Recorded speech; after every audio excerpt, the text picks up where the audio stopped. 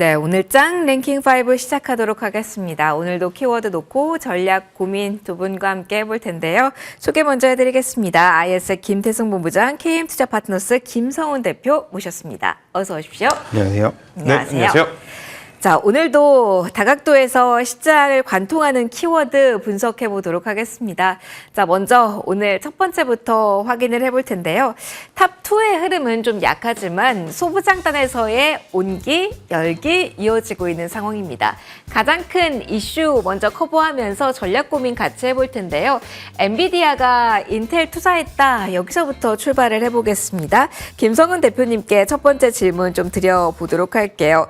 엔비디아가 인텔에 투자를 했다라는 소식이 나왔고 간밤에 인텔 쪽에서의 반응은 뜨거웠습니다. 국내 시장에서 가장 궁금한 건 이거겠죠?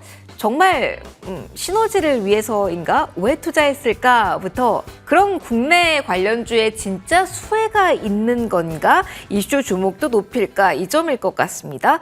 괜찮은 방향으로 국내 긍정적인 영향의 시나리오로 생각을 해도 되는 걸까요, 대표님? 네, 뭐 핵심은 엔비디아가 중국 제재를 좀 더 풀어달라는 이 정부의 좀 잘 보이는 노력을 한번 우리가 주목을 해보자라는 말씀을 드려봐야 될 것 같고, 뭐 규모가 크다라고 볼 수는 없지만 워낙 엔비디아는 현금성 자산이 많기 때문에 7조 정도면은 그렇게 크게 마음을 돌릴 수는 없지만 그래도 뭐 정부 쪽에서는 그동안에 좀 제재력을 좀 풀어줄 수 있다. 근데 AI와 관련된 칩 개발이고 파운드리에 대한 투자는 아니기 때문에 삼성과 이 경쟁 관계에 있는 인텔의 그런 경쟁력에 대해서 삼성 관련된 밸류체인이 그렇게 빠지지는 않은 모습을 보여주고 있고요. 그래서 저는 일단 오늘과 같은 경우는 뭐 JNTC를 비롯해서 그리고 PSK 이렇게 인텔향 고객사를 두고 있는 종목들이 좀 반등을 했다는 점에 그래도 주목을 해봐야 될 것 같은데, 결론적으로 말씀드리면 대형주 단에서 미국도 그렇고 러셀 2000 지수가 좀 강력하게 반등을 해줬다라는 점, 그리고 상대적으로 우리나라도 과매수 구간에 있는 삼성전자, SK하이닉스가 조금 쉬어가면서 다음 주에도 소부장단의 랠리가 좀 더 이어질 수 있겠다라는 생각, 그리고 어제 같은 경우도 반도체 단에서 조금 주가의 반등이 좀 미미했던 CXL 관련된 종목들도 굉장히 강력하게 반등을 줬는데 특별한 이슈는 그렇게 크진 않았거든요. 그래서 저평가라는 말보다는 많이 덜 올랐던 소외주 단에서 키 맞추기 형식의 상승세가 좀 더 강할 수 있다는 점이고, 오늘 같은 경우도 뭐 원익 IPS 그동안에 좀 강했던 핵심 종목단에서는 좀 쉬어가는 흐름을 보여주고 있기 때문에 당분간 소부장에서는 순환매 차원의 반등은 좀 더 이어질 수 있겠다라는 말씀, 그리고 다음 주에 마이크론 실적 발표 전까지 한번 계속 반도체 소부장 흐름을 주목을 해보자라는 것을 좀 말씀을 드려야 될 것 같습니다. 알겠습니다. 소부장단에서 남은 에너지가 조금 더 많은 현재 구간이라는 이야기를 해주셨어요. 잠시 후에 소부장도 이야기를 해보도록 하고요. SK 하이닉스 중심으로 좀 대형주 한 번 더 체크받고 넘어가도록 하겠습니다. 김성훈 대표님 이야기 들어봤고요. 김태성 본부장님과도 대형주 중심으로 이야기는 좀 풀어가 볼게요. 네. 너무 가파르게 오른 것만 보다가 살짝만 쉬어도 이런 질문을 드리게 됩니다. 자, 그래서 오늘 이 정도의 쉬어감은 괜찮은 건지, 지난번에 하락권에 있었을 때는 하루 만에 다시 불을 뿜는 모습을 그걸 학습 효과로 시장에 보여줬기 때문에 이게 길어지게 되면 또 불안감과도 직결될 수 있는 부분이라 점검을 한번 받고 싶습니다. 앞서 대표님께서는 마이크론 실적까지 보자 그 시기도 이야기를 해주시긴 했는데 어디까지 숨고르기 국면이 이어질 것을 지금은 열어둬야 된다라고 생각하시는지 궁금합니다. 바라보는 시각의 차이에 따라서 누구는 좀 스트레스를 받으실 것 같고 또 한편으로는 이제 나에게도 기회가 오고 있구나라고 생각을 하시는 부분도 저는 있을 것이다라는 생각이 들어요. 그 일이 왜 일어났느냐면 굉장히 지금 빠르게 상승을 하다 보니 쫓아가지 못하시는 분들도 정말 많았던 증시였다 생각을 합니다. 근데 반대로 이걸 해석을 해보면 밀려 내려오더라도 사고자 하시는 분들이 여전히 많기 때문에 그렇게까지 큰 충격은 오지 않을 가능성이 높다. 이렇게 좀 받아들이는 게 맞을 것 같다는 이야기를 먼저 드려보도록 하겠고요. 앞서 이제 김성훈 대표님의 이야기, 그러니까 엔비디아가 인텔에 지금 지분 투자하는 것은 대내적인 좀 이슈까지도 감안을 해서 이야기를 해주셨기 때문에 저는 이거를 좀 빼고 기술적으로 이야기를 드려보면 지금 인텔 같은 경우에는 그래도 여전히 CPU의 강자입니다. 엔비디아 같은 경우에는 GPU의 강자죠. CPU도 만들긴 합니다만 기술적으로는 여전히 CPU는 인텔이 훨씬 앞서고 있는 상황 속에 사실 서로에게 윈윈인 상태입니다. 그러니까 인텔도 지금 여기서 돌파구를 찾을 수 없는 상황에 AMD까지 계속 경쟁사가 늘어나고 있는 그 시점이었거든요. 여기서 엔비디아가 도와준다라는 것은 다시 한번 그래도 탈출구를 좀 모색할 수 있는 그런 부분이 있고요. 엔비디아 입장에서도 지금 그동안에 우리는 GPU의 강점을 계속 강조해 왔는데 네. 지금 계속 데이터 처리할 때 발생하는 그러니까 이런 여러 가지 이제 기술적인 부분에 요새 CXL이라고 하는 기술도 지금 부각되는 이유가 인텔이 바로 이 CXL을 미국에서 특허를 가지고 있는 유일한 기업이기 때문이라고 좀 보시면 됩니다. 그러면 엔비디아도 지금보다 더 성능 좋은 어떤 서비스 처리를 위해서는 앞으로 인텔과 협업을 하는 것도 지금 고려하고 있다는 것을 이제 직간접적으로 표현을 했던 이런 지분 투자가 아닌가 싶고, 가장 중요한 건 엔비디아의 NVLink라고 하는 기술이 있어요. 이게 뭐냐면 CPU라고 하는 제품하고 GPU라고 하는 제품이 서로 생산하는 기업이 다르더라도 중간에서 호환성 있게 해줄 수 있는 링크 기술을 지금 엔비디아가 갖고 있다 보니 정치적인 부분도 있겠지만 기술적으로도 조금 더 우위에 이제 위치하려고 저는 엔비디아가 정말 또 과감하게 선수를 친 것이 아닐까라는 생각이 들어서, 이걸 가지고 누구는 수혜를 보고 누구는 피해를 보고 이렇게 따지지 마시고 반도체 산업의 시장의 규모가 더 커지고 있구나라고 저는 이해를 하시면서 반도체 같은 경우에는 조정은 매수의 기회로 저는 삼아보시는 게 맞을 것 같다라는 의견 한번 드려보도록 하겠습니다. 그러면은 중국 시장에서도 기술력으로 그 시장이 커지고 있다라는 부분은 어떻게 생각을 해야 되나요? 국내 기업 입장에서요. 이거는 딥시크 여파가 조금 계속 깔려 있는 것 같아요. 마음 한구석에. 네. 근데 이제 저도 다른 기업이 아니라 화웨이 쪽에서 지금 칩을 출시한다는 것은 조금 눈여겨봐야 된다는 생각이 들거든요.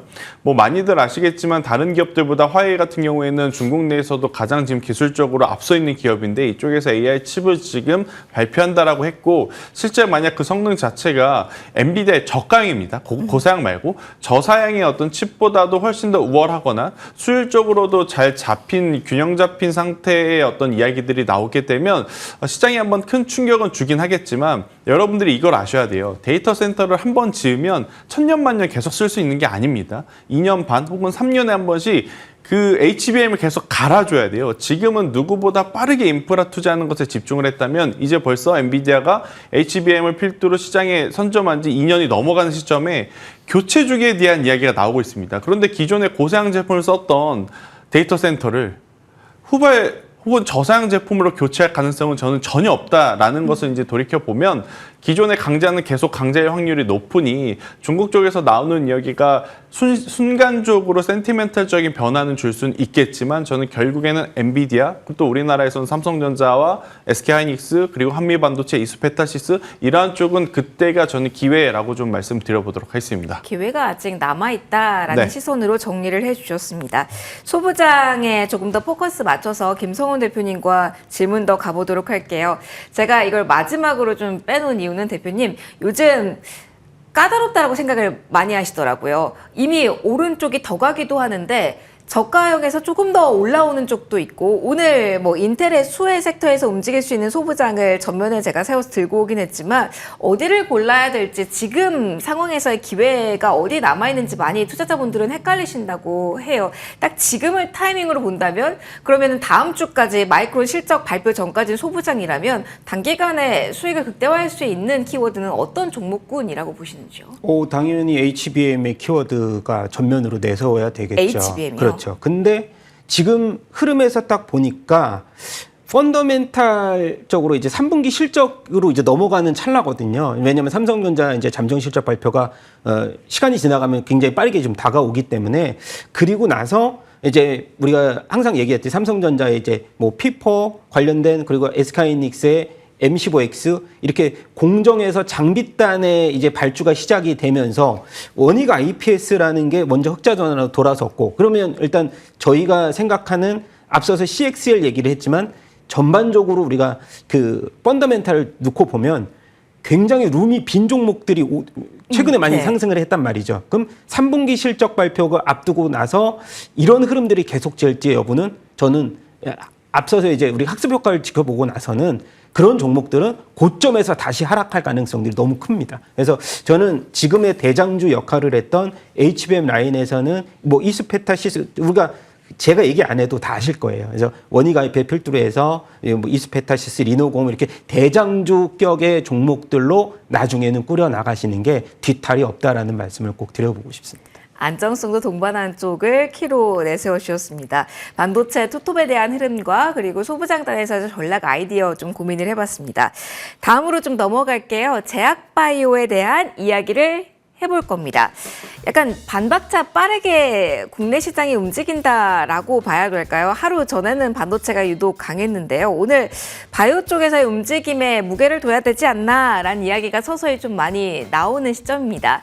제약바이오에 대한 이야기하면서 먼저 김태승 본부장님, 오늘 다시 한번 강하게 움직이면서 눈에 띄는 제약바이오가 많습니다. 세부적인 이야기 하기 전에 본격적으로 반도체 투톱에서 일단은 숨고르기가 나오면서 금리 인하기 진입한 거였지 그럼 제약바이오네 라는 이 심리도 발동을 했을지 그런 영향이 있을지 먼저 점검을 해보고 갈게요. 그것도 무시할 수는 없을 것 같아요. 네. 그런데 이제 금리 인하 시기 관련해서 움직였다면 사실 더 강하게 움직여야 됐던 건 어제였어야 되지 않았나라는 생각이 드는데 지금 결국에 지금 시장 안에서 수급순환매가 반도체와 제약바이오 사이에서 조금 일어나고 있다 이렇게 좀 보시면 될 것 같아서 시기와 시간의 차이일 뿐이지 금리 인하와 현재 AI 시대에서는 반도체와 함께 제약바이오도 단연 좀 같이 가지고 가셔야 되는 섹터 중에 하나인데 문제는 많이 거론이 되는 기업들 다수가 이미 시세가 계속 나고 있는 상황이라서 없으신 분들 입장에서는 이걸 쫓아가야 되느냐가 첫 번째. 네. 쫓아간다면 어떤 종목을 쫓아가느냐가 이제 두 번째. 그리고 어떤 기준으로 이제 종목을 선별을 해야 되느냐. 요렇게 이제 고민을 하실 것 같은데 저는 그래도 적어도 임상시약 이상. 그러니까 1상보다는 2상, 2상보다는 3상에 진입되어 있는 기업들 위주로 좀 먼저 보시는 게 맞을 것 같고요. 그 외에는 기술 수출 이력이라든지 라이센스 이력을 좀 가지고 있는 기업들에 저는 한해서 종목을 압축하셔야 되지 않을까라는 의견을 드려보도록 하겠습니다. 이미 시장에서는 압축을 다 해놨습니다. 그래서 이건 시청자분들의 약간의 성향의 차이가 좀 있지 않을까라는 의견 드리겠습니다. 말씀해주신 키워드를 좀 본격적으로 제약바이오에서 오늘은 이야기를 해볼까 봐요. 시장이 오늘 많은 것을 말해주고 있는 걸까요? 오늘 신약 빅딜에 대한 기대감 그리고 비만 키워드 아는 종목들이 유독 강한 흐름을 보이고 있습니다. 대표님과도 관련된 이야기를 해보죠. 한미약품 중심으로 이야기를 해볼까 했는데 올릭스도 같이 움직임이 나오고 있습니다. 어떻게 봐야 되는 걸까? 이게 비만으로 키워드가 옮겨지면서 나오는 변화일지 아니면 글로벌 빅파마 중에 하나인 로시가 대사 이상 이 지방간염 신약 개발사를 인수했다라는 움직임 나오면서 그 기대감으로 또 한 번 들썩이는 걸지 어느 쪽으로 시장의 해석을 받아들이는 게 맞을까요, 대표님?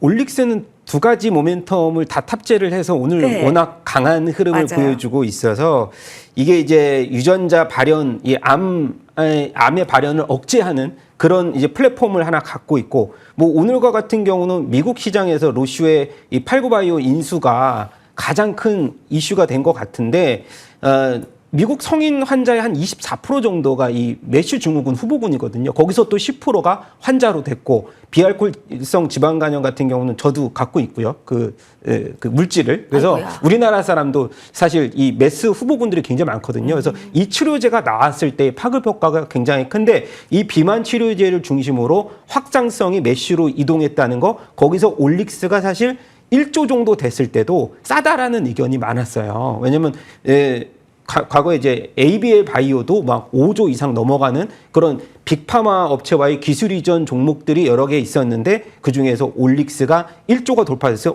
일라이릴리와 이 기술 이전 했는데도 1조다? 지금 이렇게 한 2조 정도 됐을 때 저는 그 얘기는 이제 사라질 거라고 보는데 D&D 파마텍 같은 경우도 지금 이제 시가총액이 올릭스랑 거의 이제 비슷한 상황이라서 여기서 추가적으로 들어가기는 굉장히 쉽지 않다. 저는 지금으로서는 한미약품의 이런 주가의 상승세를 조금 더 점수를 더 줘야 되지 않을까 싶은데 한미약품 같은 경우는 내년 하반기 목표로 한 이 에피글라타이드라는 신약이 있는데 이게 뭐 3중 요법도 있고 거기다가 또 경구용 비만 치료제까지 이제 출시를 예정을 하고 있는데 사실상 우리나라에서 몇 개 뽑으라고 하면은 한미약품하고 HK노에 저번에도 이제 말씀드렸는데 네. 저는 한미약품에 대해서 만약에 이런 것들이 효과로 좀 지속적으로 나왔을 때 그리고 위고비와 일라이릴리 마운제라가 갖고 있는 부작용이 있는데 이게 이제 구역감 문제를 많이 일으켰었는데 그런 것을 대폭 감소한 치료제를 개발 중이기 때문에 굉장히 효과가 클 것으로 저는 생각이 돼서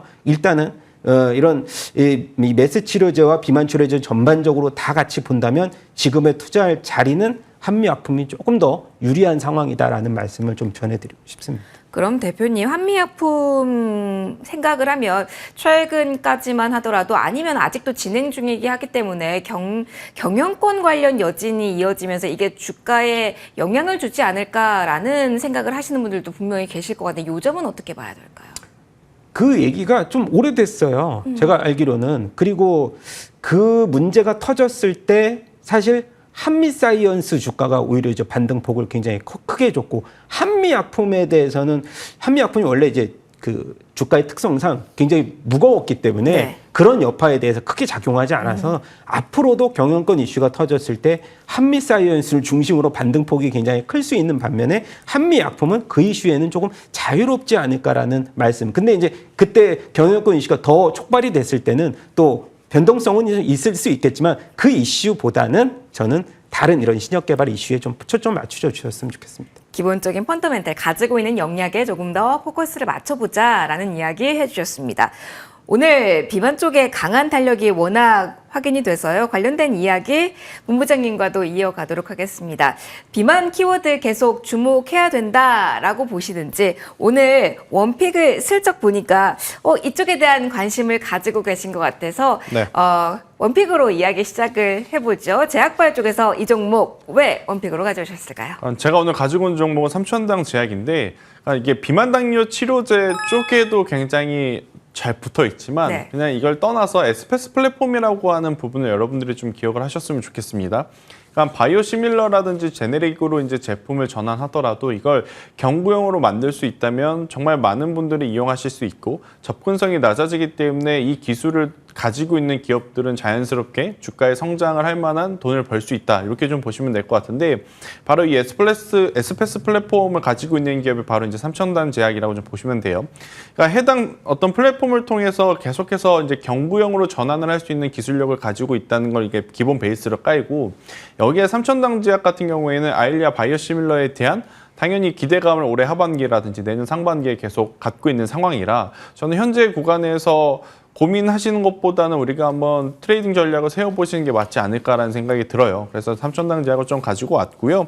손절가 20만 원이라는 가격대를 제가 좀 타이트하게 가지고 네. 나왔는데 20만 원이라는 가격대 밑으로만 내려오지 않는다면 최근에 이제 고점, 그러니까 굉장히 좋은 뉴스가 나오면서 한번 크게 시세를 주나 했었다가 확 한번 급격하게 시들었었거든요. 24만 5천 원대를 돌파를 하게 되면 저는 충분히 25만 원 그 이상, 27만 원까지의 목표가를 잡고 네. 대응을 해보셔도 괜찮지 않겠나라는 의견을 드려보도록 하겠습니다. 손절가 좀 짧게 주셨다는 부분 한 번 더 기억을 해주시고요. 비만 중심으로 제약바이오 이야기 좀 풀어봤습니다. 자, 오늘 이슈화되고 있는 쪽 세 번째 키워드 오늘 이야기 시작해 보도록 하겠습니다. 몇 번이나 이야기를 했지만 오늘만큼 이렇게 강력하게 시장에서 영향을 받는 날은 없었던 것 같은데요. 보안부터 스테이블 코인 관련주 이야기 하나씩 좀 시작을 해보도록 하겠습니다. 김성훈 대표님 해킹 사고 또입니다. 통신사부터 이제 뭐 카드사까지 넘어왔습니다. 롯데카드까지 계속 이야기가 나오고 있어요. 그전까지는 테마성으로 많이 보셨던 것 같은데 이렇게 스토리라인이 진행이 된다면 비용 이상으로 이제는 생존에 필요한 조건이라는 점에서 국내 보안주도 흐름이 나올 수 있지 않을까 생각해서 질문을 드립니다. 오늘 상한가 부근에서 움직이는 종목들도 많고요. 이제는 좀 시선 바꿔도 될까요? 네, 보안주의 시선은 바꿔도 되는데 중첩돼 있는 스테이블 코인과 보안이 같이 좀 연결돼 있는 종목들 위주로 보시는 게 좀 더 유리하지 않을까라고 생각이 되고 있고 네. 오늘 스테이블 코인주들이 오른 거는 코리아 블록체인 위크가 이제 3일 앞으로 다가왔다 이런 소식 때문에 스테이블 코인 관련주들이 사실 오른 건데 보안을 스테이블 코인과 좀 연결시켜서 우리가 흐름을 짓자면 사실 스테이블 코인도 앞전에 이제 서클이라는 종목이 워낙 고점을 찍었다가 하락폭을 크게 맞은 게 해킹 사태가 불거졌기 때문에 이런 그 등락폭이 굉장히 심했거든요. 그래서 스테이블 코인이라고 해서 보안의 이 블록체인이 굉장히 탄탄하게 흐름이 전개돼 있다. 그런 것들은 아직까지 섣불리 그런 것을 이제 예측하기는 좀 힘들지만 오늘의 이 보안주들의 상승에서 뭐 다날이라든가 뱅크웨어 글로벌 뭐 이렇게 특정적으로 제가 이제 스테이블 코인과 이 결제 대행과 연결고리가 있고 또 과거의 이력이 좀 있는 종목들에 대해서는 좀 긍정적인 말씀을 드려보고 싶고요. 또 추가적으로 본다면 지금은 이 정책에 대한 드라이브와 관련돼서 연결을 지어야 되는데 그동안에 이제 자산 건전성의 표준 기준이 굉장히 엄격하게 강화돼 있다 보니까 이 미국보다는 스테이블 코인의 입법화가 좀 연기가 될 수 있다. 근데 사실상 이제 뭐 대주주의 이런 기준 이 완화라든가 이 정책적 흐름에 있어서 스테이블 코인도 입법화에 대해서도 너무 멀게만 느껴지지 않는 좀 앞으로 다가오는 정책에 대해서도 긍정적인 흐름들이 전개가 되기 때문에 오늘의 반등폭, 그동안에 많이 쉬었던 순환매 채널의 반등폭도 저는 생각을 해본다라고 하면은 오늘의 이런 상승이 뭐 단기간에 끝날 것 같지는 않아요. 그래서 저는 이 지난주에도 다날에 대해서도 좀 긍정적인 평가를 내렸지만 오늘도 좀 강한 쪽에서 흐름을 좀 붙여보는 것도 저는 수익률에 대해서는 좀 어느 정도는 가져갈 수 있는 부분 아닌가라고 보고 있습니다. 보안하고 스테이블 코인과 같은 교집합 가지고 있는 종목은 괜찮다라고 대표님 말씀해 주셨는데요. 수익 탄력성에서 본다면 보안과 또 양자가 겹치는 쪽도 많거든요. 이쪽은 피할까요? 아니면 전략적으로 단기적으로는 활용도 가능할까요? 뭐 개인적인 의견이면 저는 보지를 않고 있으면 아직까지. 네. 알겠습니다. 네. 그러면은 양자 쪽 말고 스테이블 코인과 보안에 대한 연결고리 여기에만 주목하자라는 이야기 해주셨습니다. 보안이 오늘 워낙 큰 이슈다 보니까 본부장님과도 이야기를 네. 해볼게요. 소프트캠프 상한가가 지금 보니까 풀리질 않고 있는 상황입니다. 일정을 한번 고려를 해본다면 정부 규제라는 게 나올 수 있다 보니까 일정 중에 24일 날 해킹 청문회가 예정이 되어 있더라고요. KT도 그리고 롯데카드도 자리를 하게 되는데 이 청문회라는 일정을 계기로 해서 보안주에 대한 모멘텀이 강화될 가능성도 활용 가능할지 궁금합니다. 충분히 활용 가능한데 사실 소프트캠프 오늘 상한가 가지 않았다면 모르시는 분들이 더 많았을 법한 종목이라고 생각을 합니다. 저도 오늘 한번 처음 기업이 어떤 일을 하는지 이제 본 거거든요. 그러니까 이게 왜 그러느냐면 올 초에도 한번 이런 보안 사태가 터졌을 때 관련주들의 흐름들이 굉장히 한번 크게 나왔었어요. 근데 그때 대장주가 지금의 대장주는 조금 결이 다른 상황이거든요. 결국에 지금 투자자들은 그 기업이 가지고 있는 어떤 기술력 그리고 일정이라기보다 누가 더 내게 높은 수익률을 줄 것인가에 집중을 하는 매매 전략들이 유효한 것 같아요. 그러다 보니 시총이 더 작은 거.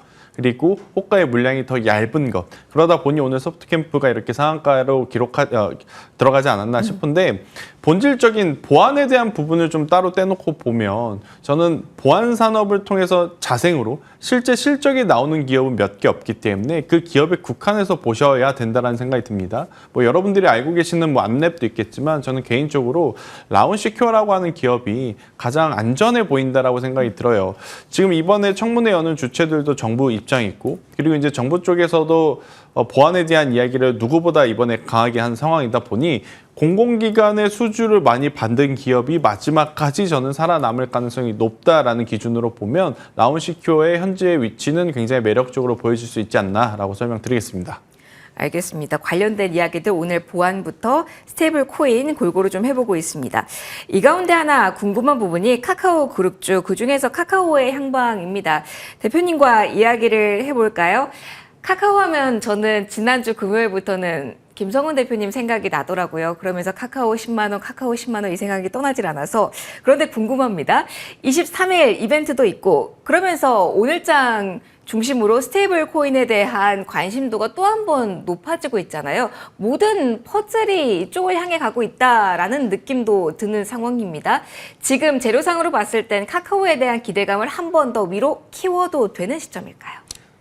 정고점이 71,600원에서 지금 얼마 남지 않았어요. 탈환이. 네. 근데 이제 카카오가 지금 스테이블 코인의 이슈로 가는 것 같지는 않거든요. 제가 봤을 때는 미국에서 오픈 AI라는 단어가 워낙 빈출도가 커요. 네. 우리나라에서 그럼 제일 큰 연결고리를 찾자면 카카오가 손에 꼽히는데 이게 만약에 이 카카오톡에 탑재가 됐을 때의 체류 기간과 수익화가 전 예상을 못 하거든요. 어느 정도 파급 효과가 있을지. 그것은 나중에 이제 오픈하고 나서 시장에서 이제 알 수 있겠지만 저는 이 카카오에 대해서는 지금 일단 우리가 전에 관련돼서의 국민성장 펀드에 대해서도 또 얘기를 만약 AI와 연결을 시켜서 정부의 육성 지원 금액 이런 것도 다 연결시켜서 본다면 지금의 AI와 국내를 결합해서 본다면 네이버지만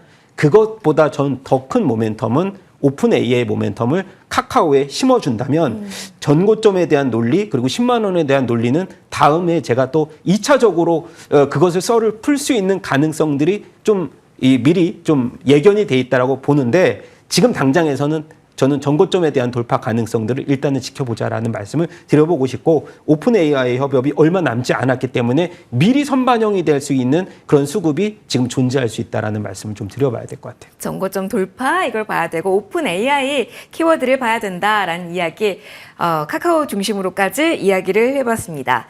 자, 네 번째 키워드를 볼 건데요. 자동차와 함께 로봇 같이 볼 겁니다. 인베스터데이 그 이후를 이야기해 볼 건데요. 일단은 하이브리드를 강화하겠다라는 전략을 내놓은 그리고 가이던스에 대해서도 좀 조정이 있었던 현대차 쪽 이야기를 해보도록 하겠습니다. 본부장님과 이야기를 시작해 볼게요. 사실 어제까지만 하더라도 인베스터데이가 가지고 올 모멘텀에 대한 기대감이 많이 컸습니다. 그런데 뉴스는 개별적으로 나왔지만 시장과 연결된 뉴스는 오늘 좀 많이 나오진 않았어요. 약간 실망감이라고 일단은 자동차 한정은 해야 되는 걸까요, 본부장님?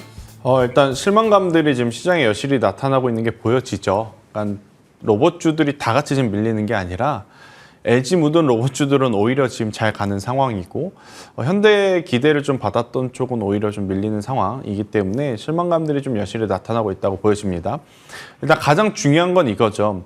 관세를 부과받게 되다 보니 약간 상대적으로 비교를 해보면 일본 브랜드의 중형차와 현대자동차의 중형차의 가격이 원래는 현대차가 월등히 낮았었습니다. 그런데 이번에 관세를 부과받은 걸 계산을 해보니 이제는 일본의 중형차보다 우리나라의 중형차가 훨씬 더 비싸지는 상황. 이렇게 되면 우리나라 제품에 대한 트렌드 선호 자체가 높아서 크게 걱정할 필요가 있나라고 생각을 하겠지만 그래도 소비자 입장에서는 저렴한 제품들을 또 많이 비교 분석을 한단 말이에요. 네. 그렇게 되었을 때 그동안 북미 시장에서 계속해서 판매량을 좋게 이끌어왔던 현대차, 기아의 판매량 자체에 대한 어떤 불신이 지금 주가에 투영된 것이 아닌가라는 생각이 들고 있고 하이브리드 차량에 대한 이야기를 많이 하긴 했습니다. 그런데 우리가 알아야 될 건 현대차, 기아가 전 세계 하이브리드 차량의 1순위가 아니에요. 결국엔 일본이 이미 순위를 점령하고 있는 상태에서 우리는 어쩔 수 없는 지금 차선책으로 하이브리드에 대한 역량을 강화한다라는 이 부분이라서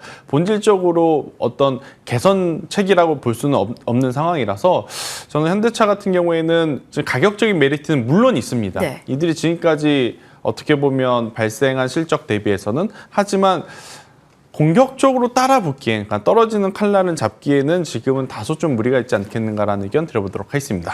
알겠습니다. 아쉬운 부분이 좀 많긴 했네요. 자, 그러면 로봇으로 이동을 좀 해보도록 하겠습니다. 코스닥 전체로 본다면 로봇주에 대한 탄력이 강화되고 있습니다. 앞서 본부장님께서도 힌트 주셨던 바 LG 향 로봇주는 훨씬 더 강한 흐름이 나오고 있고요. 레인보우 로보틱스가 오후에 한 번 더 불을 뿜는 모습이 확인이 됩니다. SP 시스템스도 현재 18%까지 강세. 대표님, 현대차에서 뭐 신성장 이야기 안 나와서 오늘 오전마다 일제히 로봇주 조정인가 했는데 오후에 일제히 다시 고개를 강하게 듭니다. 로봇주 어떻게 지금 상황에서는 판단하는 게 맞을까요? 지난주에 레인보우 로보틱스도 좀 한번 보자라고 말씀을 맞습니다. 한번 해드렸고, 왜냐면은 스마트 자동화에서 끝나지 않는다. 또 이번에는 사실 금리 인하의 가장 큰 수혜주로서 로봇주들이 그냥 화력을 뿜고 있고요. 그리고 특징적인 것은 LG그룹주들입니다. 근데 LG그룹주들 같은 경우는 뭐 테슬라, 오픈AI 연결고리가 굉장히 많이 터졌는데, 과거에는 뭐 1, 2분기 합쳐서는 사실 실적 발표 시즌만 되면 우리가 아니나 다를까 주가가 고점에서 많이 밀렸는데, 로보스타 차트만 보더라도요, 지금 과거의 반등폭하고 비교가 안 되게 정말 슈팅다운 슈팅이 나와주고 있거든요. 사실 실적 3분기 펀더멘탈에 대해서 이제는 학습 효과가 생겼을지 않았을까라고 보고 있는 상황이고요. 그리고 나서 이제 레인보우 로보틱스를 봤더니 주가는 고점 돌파를 아직은 하지 않았지만은 그 다음 차례가 이제는 삼성이지 않을까라고 보고 있고, 그리고 LG그룹주 가운데에서 유독 로보스타가 슈팅이 많이 나오는 건 이제 지분이 제일 많아서고요. 그래서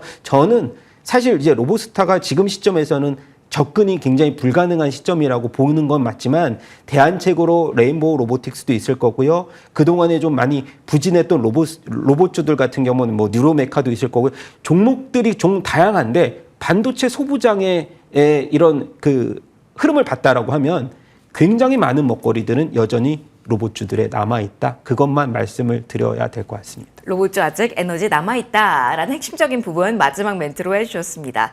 자, 5번째 오늘 소비에 대한 이야기를 할 텐데요. 면세점 이슈 지금 체크 받아보도록 하겠습니다. 본부장님, 가장 궁금한 건 호텔 신라입니다. 인천공항 면세점 철수 잘한 결정이다라는 이야기가 나오고는 있는데 이게 궁금해요. 오전에는 10%까지 시세가 나오다가 현재는 3% 정도? 지금 조금 약합니다. 상승분이 하루 만에 빠르게 반납됐다라는 거 시장에서 긍정적으로 평가하고 있는 것 맞을까요? 그러니까 이제 우리가 기업의 실적이라든지 성과를 이야기를 할 때 일회성으로 늘어나 보이는 게 중요하냐, 아니면 앞으로 계속 성장을 하는 게 중요하냐라고 놓고 보면 당연히 후자를 선택을 해야 되는 게 맞죠. 근데 지금 나온 뉴스는 사실 전자의 경우에 좀 해당을 하는 거죠. 그러니까 지금까지 코로나19 이전으로 관광객 수가 회복됐다 하더라도 실제 쓰는 비용은 회복되지 못한 상황이다 보니 이쪽을 이제 접게 되면 여기에 들어갔던 손해가 이제 없어지게 되니 일시적인 재무제표의 이득이 되겠다라는 골자로 이제 오늘 장 초반부터 움직이기 시작을 했는데, 네. 이게 다음 분기 또 그 다음 분기에는 없어지는 재료란 말이에요. 그래서 이제 재료 노출에 따른 변동성이라고 좀 보시면 될 것 같고요. 경우에 호텔신라 같은 경우에는 지금 어느 누구도 앞으로의 실적을 장담할 수 없는 상황이다 보니 실적으로 보여줘야지만 투자의 심리가 모일 가능성이 높다라고 좀 보셔서 호텔신라는 저는 개인적으로 네. 가지고 계신 분들이 조금은 빠르게 대응을 하셨다가 추후에 다시 보는 게 낫지 않겠나. 오히려 앞으로의 사업의 연속성적인 뉴스는 신세계에서 지금 나오고 있거든요. 신세계 같은 경우에는 그동안에 가장 속삭였던 게 이 G마켓이었는데, 네. 이 G마켓이 중국 쪽이랑 콜라보하면서 만약 개선이 된다면 이건 일회성이 아니라 향후의 연속성을 또 나타낼 수 있는 부분이라 이 부분은 잘 고민을 해보셨으면 좋겠다는 의견 드리겠습니다. 알겠습니다. 면세점까지 이야기 풀어봤고요. 랭킹5 오늘 여기서 마무리 짓도록 하겠습니다. 김태승 본부장, 김성훈 대표 두 분과 함께했습니다. 고맙습니다.